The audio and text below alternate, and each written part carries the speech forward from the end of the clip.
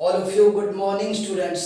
आज अपने बात करेंगे चावल के ऊपर जो बचा हुआ टॉपिक कौन कौन सा है। उसके अंदर अपने बुआई की विधि, नर्सरी की विधि हो चुकी है, मैंने सारा करवा दिया है उसके अंदर। अब बात करेंगे बचे हुए टॉपिक में चावल में कौन सा बचा हुआ टॉपिक है। उसके अंदर बात करेंगे खाद व उर्वरक।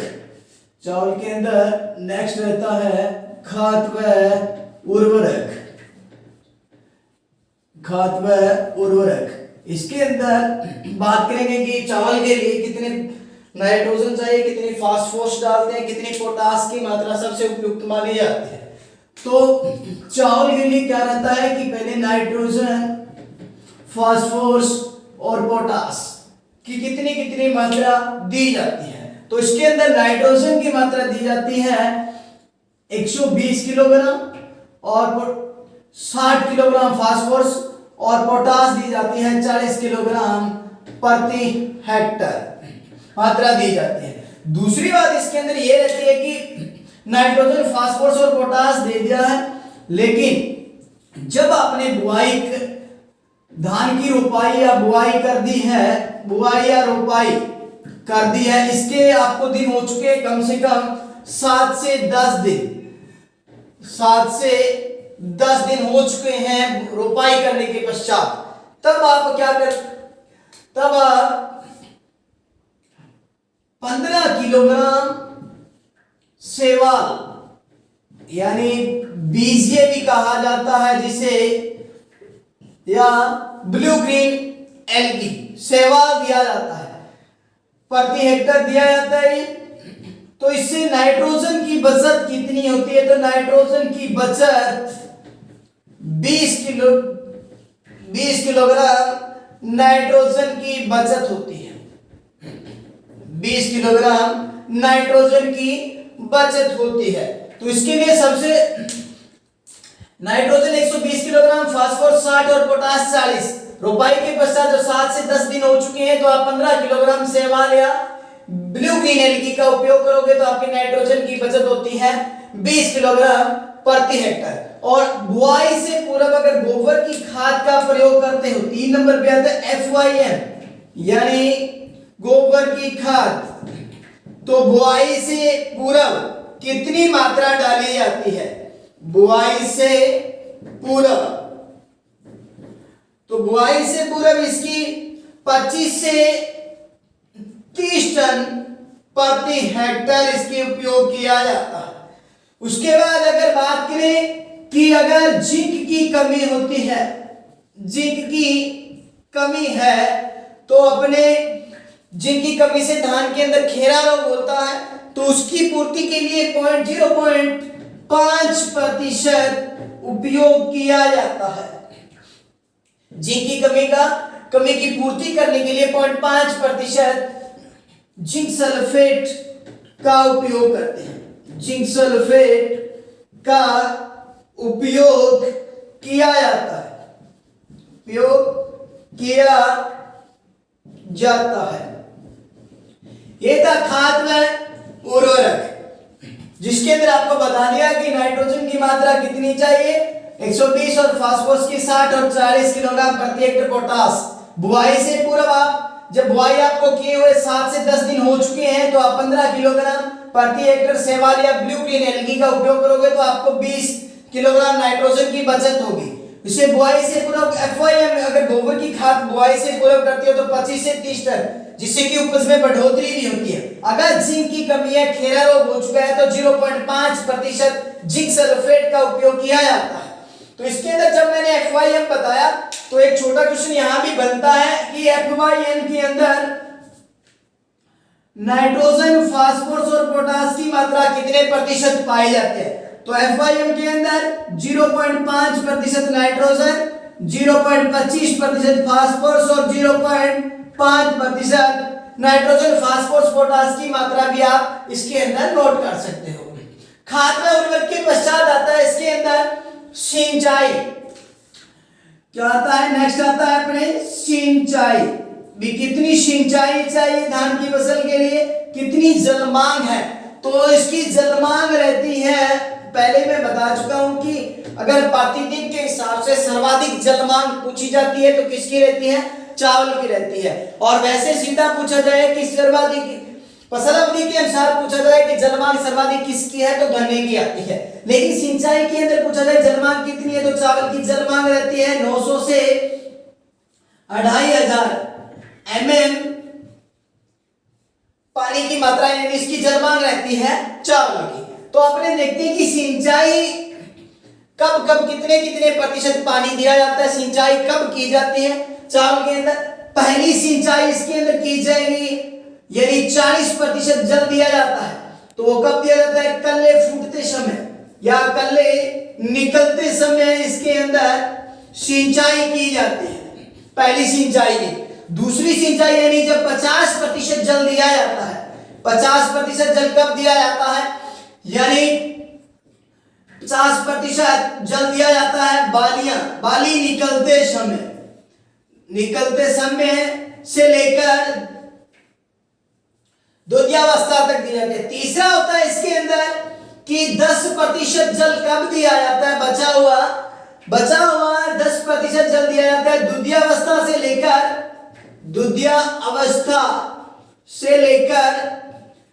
पकाव तक 10% जल का उपयोग किया जाता है। ये रहती है इसकी सिंचाई चावल की। उसके बाद रहता है अपने नेक्स्ट इसके अंदर रहेगा अंतरा कृषि भी कह सकते हो आप इसे, या इंटर क्रॉपिंग कहा जाता है, इंटर क्रॉपिंग भी कहा जाता है। इसके अंदर क्या रहता है कि कौन कौन से धान के प्रमुख खरपतवार कौन से हैं और खरपतवारों को नष्ट करने के लिए कितने समय पश्चात अपने को कौन कौन से खरपतवार नाशी उपयोग किए जाते हैं। तो इसके अंदर पहला रहता है कि चावल के प्रमुख खरपतवार कौन से हैं। तो चावल के अंदर प्रमुख खरपतवार कौन कौन से हैं। पहला खरपतवार रहता है इसके अंदर जंगली धान।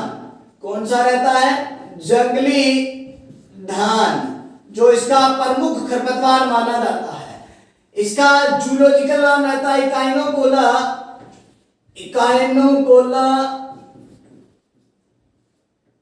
कोलेन। और दूसरा इसके अंदर कौन सा रहता है, सावा। दो प्रमुख खरपतवार है सावा, जिसे इसका जूलॉजिकल नाम होता है इकाइनोकोला क्रूसगेले। ये रहते हैं इसके दो प्रमुख खरपतवार। और इसके अंदर कौन कौन से बता दें कि प्रमुख खरपतवार कौन से, जंगली धान है, दूसरा है सावा। तो इसके अंदर इनको नष्ट करने के लिए तो आप एक नोट लगा के इसके अंदर लिखोगे कि कौन कौन से खरपतवार नाशी जो यूज किए जाते हैं प्रमुख रूप से। पहला इसके अंदर खरपतवार नाशी यूज किया जाता है वो रहता है प्रोपेनिल। कौन सा रहता है, प्रोपेनिल। सबसे ज्यादा उपयोग किया जाने वाला क्वेश्चन यहाँ आता है कि धान के अंदर सर्वाधिक उपयोग किया जाने वाला खरपतवार नाशी कौन सा होता है, प्रोपेनिल होता है। प्रोपेनिल का दूसरा क्या नाम है, इसे स्टाम F34 के नाम से भी जाना जाता है।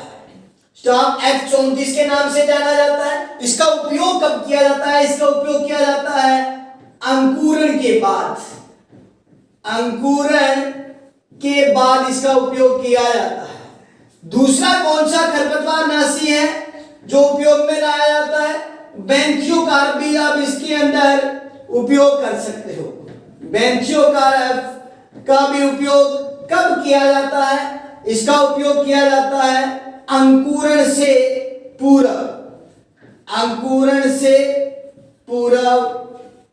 2 किलोग्राम प्रति हेक्टेयर इसका उपयोग किया जाता है बेंथियोकार्प का। तीसरा खरपतवार नाशी कौन सा है, ब्यूटाक्लोर। कौन सा है, ब्यूटाक्लोर, जिसका दूसरा क्या नाम होता है, इसे मेचेटी के नाम से भी जाना जाता है, मेचेटी। तो इसको मेचेटी के नाम से जाना जाता है। यह लगभग 1960 के दशक के अंदर 1960 के दशक में मैक्सिको से लाया गया था। तो इसका उपयोग कब किया जाता है, तो इसका उपयोग भी अंकुरण से पूर्व किया जाता है। अंकुरण से पूर्व कितनी मात्रा यूज की जाती है? 1.5 किलोग्राम प्रति हेक्टेयर इसकी मात्रा का उपयोग किया जाता है। उसके बाद रहता है 4 नंबर खरपतवार नाशी। कौन सा रहता है इसमें? 4 नंबर खरपतवार नाशी रहता है नाइट्रोफेन।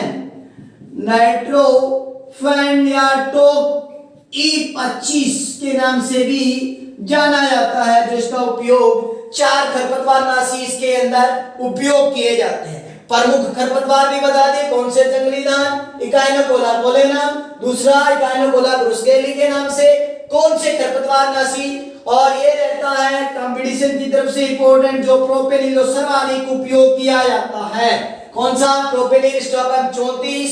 कब किया जाता है? अंकुरण के बाद किया जाता है। उसके बाद अपने बात करेंगे इसके अंदर खरपतवार नाशी हो चुके हैं। खरपतवार नाशी के बाद अपना रहता है इसके अंदर प्रमुख कीट व प्रमुख बीमारियां। अब नेक्स्ट रहता है अंतरा कृषि भी हो, इंटरक्रॉपिंग यानी प्रमुख खरपतवार नाशी भी हो चुके हैं। कौन कौन से खरपतवार नाशी है? उसके बाद अपना रहता है प्रमुख यानी पादप संरक्षण। क्या रहता है? पादप संरक्षण। तो पादप संरक्षण में क्या आएगा कि प्रमुख कीट कौन से और प्रमुख डिजीज यानी बीमारी कौन कौन सी रहती है। तो पादप संरक्षण के अंदर पहला अपने डाल लेते हैं प्रमुख कीट, यानी धान के अंदर प्रमुख कीट कौन कौन से हैं? प्रमुख कीट, पहला प्रमुख कीट रहता है धान का गंधीबग। पहला कीट कौन सा है? धान का गंधीबग। गंधीबग प्रमुख कीट है इसके अंदर। इसका रहता है जूलॉजिकल नाम होता है लेप्टोसेरा एक्यूटा रहता है। लेप्टोसेरा LAPTOC और लेप्टोसेरा एक्यूटा। लेप्टोसेरा एक्यूटा भी इसका नाम रहता है लेप्टोसेरा एक्यूटा, इसका जूलॉजिकल नाम रहता है। तो इसका लक्षण क्या है, यानी ये किस कहां नुकसान सबसे ज्यादा पहुंचाता है? तो इसके एक तो इससे प्रभावित खेत है या फील्ड है, इसके अंदर दुर्गंध आने लगती है। दुर्गंध के कारण ही इसका नाम गंधीबग पड़ा था। के कारण इसका नाम क्या पड़ा था? गंधीबग। और इसके नुकसान प्रौढ़ व नर, दूसरा इसके अंदर ये रहता है कि इसके प्रौढ़ व नर दोनों नुकसान पहुंचाते कब है? दुधियावस्था के अंदर। दुधियावस्था में नुकसान पहुंचाते हैं सर्वाधिक। और इसके अंदर गंधीबग हो चुके। दूसरा कीट को नुकसान क्या पहुंचा जाता है कि ये पहुंचाता कब है? तो दुधियावस्था के अंदर। उसके बाद ये रहता है कि दूसरा कीट कौन सा है धान का? तो दूसरा कीट इसमें रहता है धान का हिस्पा कीट। धान का हिस्पा कीट। तो इसके अंदर रहता है हिस्पा कीट में कोलियोप्टेरा गण का होता है, नीले रंग का बीटल माना जाता है। कोलियोप्टेरा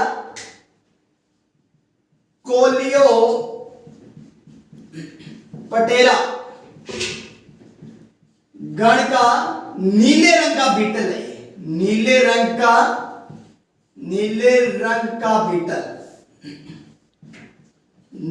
का बीटल है। तीसरा कीट कौन सा है? तीसरा कीट इसके अंदर आता है धान का भूरा फुद का कीट। इसका जूलॉजिकल नाम क्या है? नीलाप्पा वरेटा लूजनस। नीलाप्पा वरेटा लूजनस रहता है। यह भी कीट सर्वाधिक हानिकारक रहता है। और यह है कि इस कीट का क्या होता है कि इसके लक्षण कैसे दिखाई देते हैं? तो इसके लक्षण क्या रहते हैं कि होपर बर्न जैसे लक्षण दिखाई देते हैं। दूसरा इसका माना किसका वाहक माना जाता है, तो ये वाहक माना जाता है ग्रासी स्टंट डिजीज का वाहक माना जाता है धान का भूरा फुदका कीट, और इसका नाम लेता है डाइक्लोडिस्पा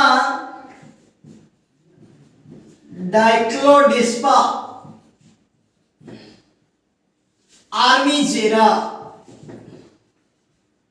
डाइक्लोडिस्पा आर्मीजेरा इसका धान का हिस्पा कीट का जूलॉजिकल नाम रहता है।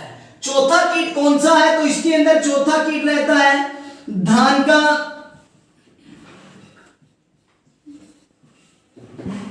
पीला तना छेदक। धान का पीला तना छेदक, ये चार कीट हैं जो धान के अंदर प्रमुख माने जाते हैं। सर्वाधिक नुकसान पहुंचाता कौन सा है, धान का गंधीबग कीट पहुंचाता है, कप प्रोडनर दोनों पहुंचाते हैं दुग्धावस्था के अंदर। दूसरा धान का हिस्पा कीट जो कोलेप्टेरिक का नीले रंग का बीटल है। तीसरा है भूरा फुदका कीट जो निलापा बेटा लूचनेस, जिसके लक्षण दिखाई देते हैं हुपरबर्न जैसे, और किसका वाहक माना जाता है, ये ग्रासी स्टंट का वाहक माना जाता है। चौथा कौन सा रहता है, धान का पीला तना छेदक। अब रहते हैं कीट, हो चुके हैं कीट के बाद प्रमुख बीमारियां डिजीज, प्रमुख बीमारियां या डिजीज कहा जाता है इसे। तो कौन कौन सी डिजीज है जो धान के अंदर सर्वाधिक नुकसान पहुंचाती है, तो इसके अंदर पहली ये रहती है कि धान का भूरी पत्ती धब्बा रोग, भूरी पत्ती धब्बा रोग। कौन सा पहला रोग कौन सा है, धान का भूरी पत्ती धब्बा रोग किस कवक के कारण होता है, तो यह कारण किसके कारण होता है, कवक कौन सा कवक है जो इस रोग को फैलाता है, हेलमेंथोस्पोरियम ओराइजी, हेलमेंथोस्पोरियम ओराइजी के कारण ये फैलता है, हेलमेंथोस्पोरियम ओराइजी के कारण। और इसका एक भी कारण है कि 1943 के अंदर बंगाल में अकाल पड़ा था इस रोग के कारण। तो ये भी क्वेश्चन पूछा जाता है कि 1943 में बंगाल के अंदर अकाल किस रोग के कारण पड़ा, तो धान का भूरी पत्ती धब्बा रोग के कारण इसका अकाल पड़ा था। तो दूसरा कीट इसके अंदर कौन सा रहता है, दूसरा कीट रहता है धान का ब्लास्ट रोग। कौन सा रहता है, धान का ब्लास्ट रोग। तो ये किसके कारण होता है, ये किसके कारण होता है, ये पायरिकुलेरिया ओराइजी। कौन किस कवक के कारण होता है, ये कौन से कवक है जो इसको फैलाता है, पायरिकुलेरिया ओराइजी के कारण ये फैलता है। इसके लक्षण कैसे दिखाई देते हैं, कोलर रोट जैसे, कोलर रोट जैसे लक्षण, बीमारी है जैसे लक्षण दिखाई, कोलर रोट जैसे लक्षण दिखाई देते हैं धान के ब्लास्ट रोग के। उसके बाद 3 नंबर इसकी प्रमुख रोग, 3 नंबर कौन सा रहता है, 3 नंबर रोग रहता है इसके अंदर धान का जीवाणु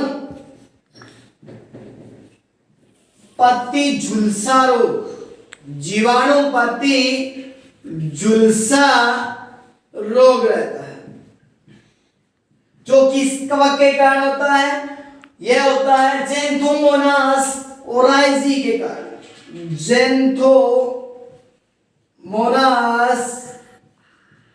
ओराइजी के कारण होता है, ज़ैंथोमोनास ओराइजी के कारण धान का जीवाणुपत्ती झुलसा रोग फैलता है। इसके बाद 4 नंबर के अंदर कौन सा आता है, 4 नंबर के अंदर आएगा धान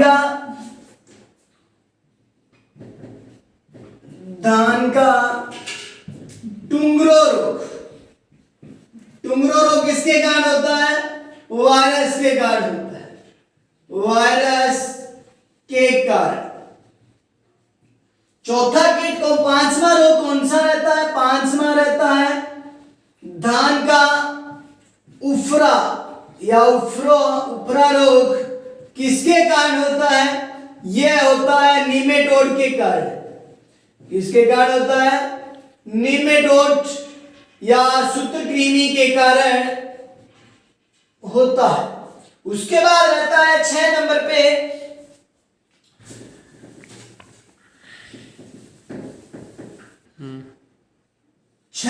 पे जो इंपॉर्टेंट माना जाता है, जेट के लिए भी उपयुक्त है ये। 6 नंबर पे रहता है धान का खेरा रोग। धान का खेरा रोग किस कारण होता है? धान का खेरा रोग जिंक की कमी के कारण होता है। जिंक की कमी के कारण धान में खेरा रोग होता है। इसका नियंत्रण आप जिंक सल्फेट से कर सकते हो 0.5% के छिड़काव से। खेरा रोग हो चुका, लगभग रोग हो चुके हैं इसके। उसके बाद इसकी देख लेते हैं उपज कितनी रहती है। उपज अगर उन्नत किस्मों से उपज पूछी जाए कि धान के अंदर उन्नत किस्मों से कितनी उपज प्राप्त होती है, तो उन्नत किस्मों से उपज प्राप्त होती है 45 से 50 क्विंटल प्रति हेक्टेयर। उसके बाद अगर सामान्यतः या औसत उपज पूछी जाए तो होती है 25 से 30 टन प्रति हेक्टेयर। औसत उपज उपयुक्त मानी जाती है। ये था पूरी धान आपकी। इसके बाद जो लास्ट में लिखाया जाएगा आपको, जो जेड के लिए इंपॉर्टेंट रहता है क्वेश्चन, प्रत्येक स्टूडेंट के लिए लिखाया जाएगा। लास्ट के अंदर आप नोट्स बनाते समय ये भी लिख सकते हो महत्वपूर्ण बिंदु, यानी महत्वपूर्ण बिंदु कौन कौन से हैं जिसके अंदर आपको लिखाया जाएगा, इंपॉर्टेंट रहता है। तो इसके अंदर आप पहला ये लिख सकते हो कि टेस्ट वेट होता है, सीड इंडेक्स होता है। सीड इंडेक्स इसे बीज सूचकांक कहा जाता है, इसे 100 बीजों का वजन कहते हैं। और जो होता है टेस्ट वेट, सीड परीक्षण, उसमें क्या होती है 1000 दानों के वजन को क्या कहते हैं? टेस्ट वेट कहा जाता है। तो इसके अंदर रहता है कि धान के अंदर टेस्ट वेट कितना होता है। तो चावल का टेस्ट वेट पूछा जाए तो टेस्ट वेट, तो इसका टेस्ट वेट होता है 25 ग्राम रहता है। अगर इसके अंदर बासमती चावल का टेस्ट वेट, बासमती चावल का टेस्ट वेट पूछा जाए तो कितना होता है? 21 ग्राम माना जाता है। उसके बाद नेक्स्ट इसके अंदर क्या रहता है कि धान के अंदर जो 1 किलोग्राम धान अगर उत्पादन लेते हो आप या उसका उत्पादन किया जाता है तो लगभग 5 से 5500 लीटर पानी की आवश्यकता रहती है। पानी की आवश्यकता रहती है। और ये बात है, तीसरा इसके अंदर ये भी लिख सकते हो कि धान के खेत से कौन सी गैस निकलती है। तो धान या चावल के खेत से, धान के खेत से कौन सी गैस निकलती है? कौन सी गैस निकलती है? तो वो कौन सी रहती है? मीथेन। अब मीथेन आ गया। मीथेन के अंदर नाइट्रोजन इंपॉर्टेंट का ये भी लिख सकते हो कि इसके अंदर एनपीके की मात्रा कितनी पाई जाती है? नाइट्रोजन, फास्फोरस और पोटास। तो 1.2 से 2.0 नाइट्रोजन और 1.6 से 1.8 फास्फोरस की मात्रा, और पोटास की मात्रा कितनी रहती है? 1 से 1.5% इसके अंदर नाइट्रोजन, फास्फोरस और पोटास की मात्रा पाई जाती है। उसके बाद 4 नंबर पे ये भी लिख सकते हो कि धान के अंदर शंकर धान का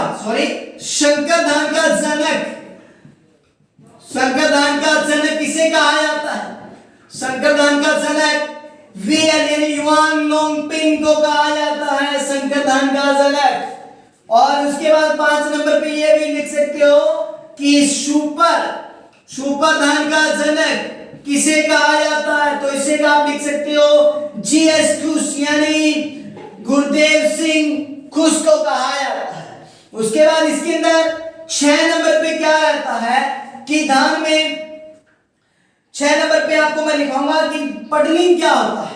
पडलिंग पहले बता चुका हूं, लेह मर्दा कोई कहा जाता है। मुख्य उद्देश्य क्या होते हैं पडलिंग के, यानी पूरे खेत के अंदर आप पानी भर दिया बुआई से पूरा पडलर की सहायता से, तो इसके जुताई की जाती है, वो पडलिंग ही कहलाती है। तो इसके उद्देश्य क्या है, तो इसके उद्देश्य एक होता है निक्षालन, यानी इसके उद्देश्य ही पूछे जाते हैं कंपटीशन में। उद्देश्य पहला है कि निक्षालन यानी लीचिंग को रोकता है, और दूसरा इसके अंदर क्या रहता है कि खरपतवार को नष्ट करता है, खरपतवार को नष्ट करता है। तीसरा इसके अंदर नेक्स्ट अपने लेते हैं 6 के बाद नंबर 7 आता है बुसनिंग। बुसनिंग की क्रिया क्या होती है कि धान के अंदर खड़ी फसल है धान की, उसके अंदर क्रॉस जुताई करोगे तो खरपतवार निकालने की क्रिया क्या कहलाती है, बुसनिंग कहलाती है। यानी खड़ी धान की फसल में क्रॉस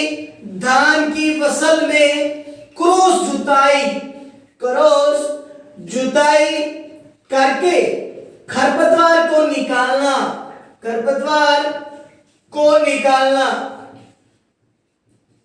बुसनिंग कहलाता है। क्या कहलाता है, बुसनिंग कहलाता है। उसके बाद रहता है इंपॉर्टेंट रहता है कि धान के अंदर जो करते हैं जरूर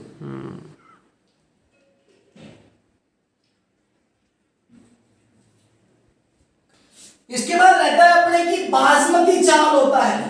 बासमती चावल में सुगंध किसके कारण आती है, बासमती चावल में सुगंध किस कारण आती है, तो बासमती चावल में सुगंध आती है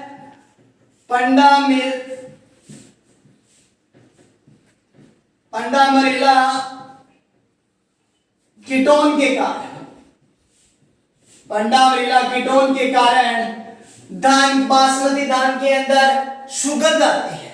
इंपॉर्टेंट रहता है ये क्वेश्चन कि बासमती चावल में सुगंध किसके कारण आती है, तो पंडामरीला कीटोन के कारण इसमें सुगंध आती है। तो आज के लिए इतना ही।